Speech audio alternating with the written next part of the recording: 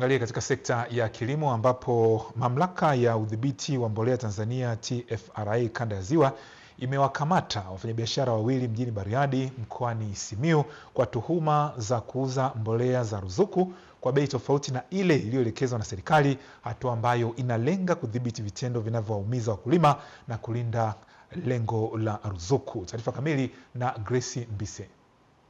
Akizungumza ofisini kwake, meneja wa TFRA kanda ya Ziwa Michael Sanga amesema wafanyabiashara hao walikamatwa baada ya maafisa wa mamlaka hiyo kufanya operesheni maalum ya mtego iliyofanikisha kuwabaini wakiuza mbolea hizo kwa bei isiyo rasmi. Dola katika mkoa wa Simiyu, eneo la Bariadi, tulifanikiwa kumwekea mtego na kumnasa mfanyabiashara Pendo Mahe ambaye alikuwa akiuza mbolea aina ya Lavela Amidas kwa shilingi 120,000 tofauti na bei elekezi ya serikali ambayo ni shilingi 98,850.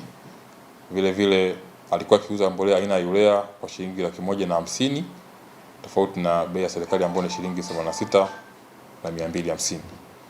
Vile vile katika eneo la Dutwa, halmashauri ya wilaya ya Bariadi, mfanyabiashara Kuhoka Sobanja alipatikana na mifuko ya mbolea ambayo kwenye mfumo wake haipo na alishakuwa ameshamuuzia mkulima tayari kwa shilingi 120,000 badala ya shilingi 98,850 kama ambavyo bei ya serikali inaelekeza.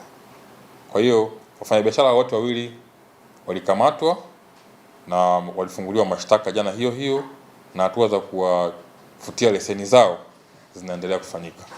Aidha, amewatahadharisha wafanyabiashara wote wa pembejeo za kilimo kuzingatia sheria na kanuni zinazosimamia biashara ya mbolea, huku akiwahimiza wananchi kutoa taarifa kwa mamlaka husika wanapobaini ukiukwaji wa bei elekezi au changamoto nyingine zinazohusu upatikanaji wa mbolea za ruzuku.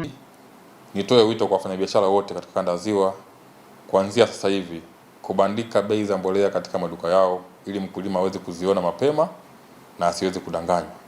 Lakini jambo la pili, kufuata sheria kwa kuuza mbolea kwa kutumia mfumo ambapo atakia kuuza kwa bei elekezi.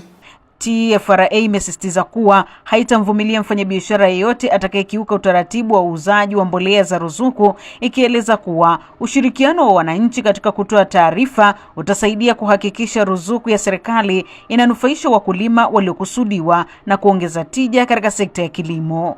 Grace